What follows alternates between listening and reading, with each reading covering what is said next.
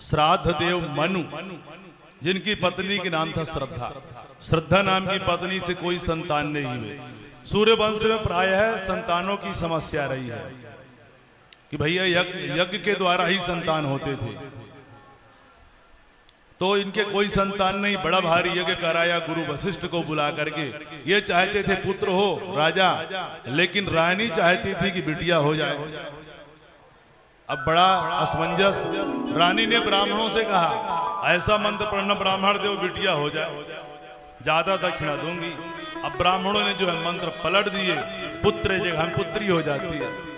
राजा को पता चला, गुरुजी के पास गए, गुरुजी ये कैसे सब गड़बड़ हो गया।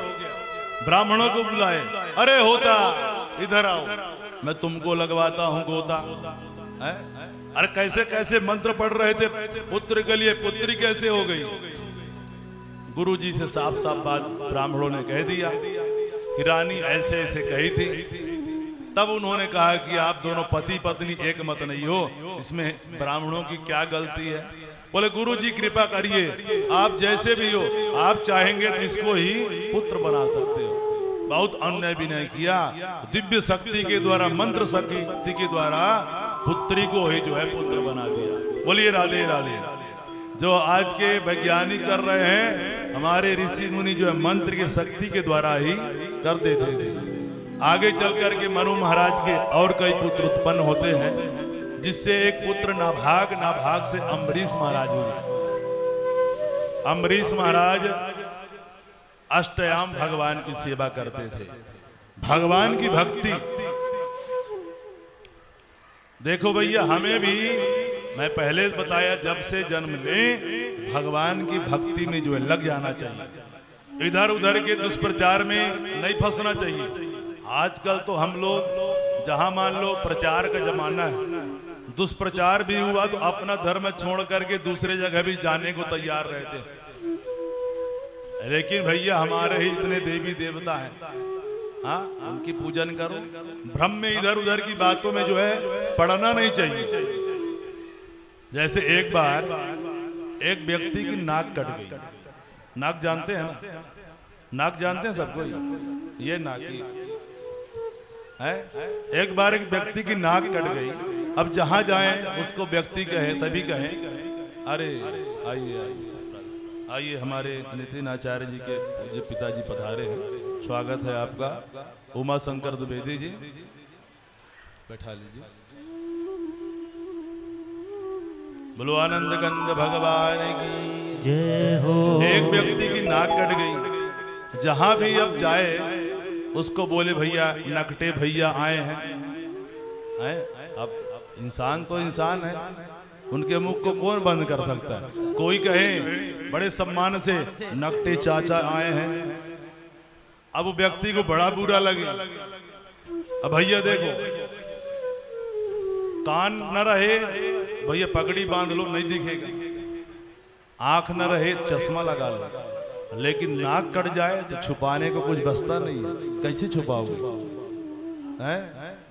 अब सबको यह कहें। अब उसको एक दिन बड़ा अंदर ही अंदर मन खिन्न हुआ। बोले कैसे करें कि हमको लोग बाग नकटे न कहें। उसने सोचा एक उपाय है। बोले क्या? मन में बात किया। बोले बाबा बन जाओ। हाँ, बाबा बन जाओ। अब बाबा बनने की युक्ति उसने लगा ली, बाबा बन गया। लेकिन भैया अब जहां भी जाएं, अब लोग बाग उसको फिर भी नकटे न कहें। बोले नकटे बाबा आए हैं।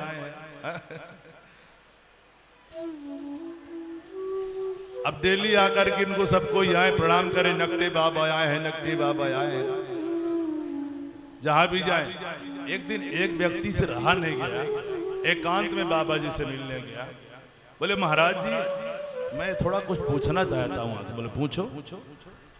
बोले कुछ समय बाद आना। फिर गए जब एकांत में, बोले बाबा जी ये मैं पूछना चाहता हूँ कि आपकी नाक कैसे कट गई। अरे बोले छोड़ो, वो बहुत पुरानी बात है। अरे बोले बता दीजिए। बोले क्या हुआ? एक दिन सपने में भगवान आए। अब भगवान आए और बोले कि बताओ तुमको क्या चाहिए, मैं तुमको दर्शन दूंगा, देते रहूंगा। हमेशा दर्शन दूंगा। तो मैंने भी कहा कि मैं आपको क्या चढ़ा दूं, क्या चढ़ा दूं? अपना सिर काट के दे सकता हूं, यदि आप दर्शन देंगे तो मैं अपना सिर काट के आपको चढ़ा दूंगा। तो भगवान ने कहा सिर नहीं चाहिए, केवल आपकी नाक चाहिए, नाक दे दो।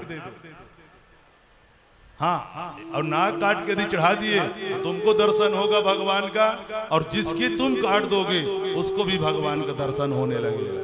बोलिए राधे राधे। अब उसने भैया ऐसे बताया, उसने सोचा अच्छी बात है, जिसकी काट दे। देखो देखो मेरे को भगवान वो दिख रहे हैं, देखो वो दिख रहे हैं। अब उसने कहा, सोच विचार किया, बोला महाराज जी मेरा भी नाक काट दो।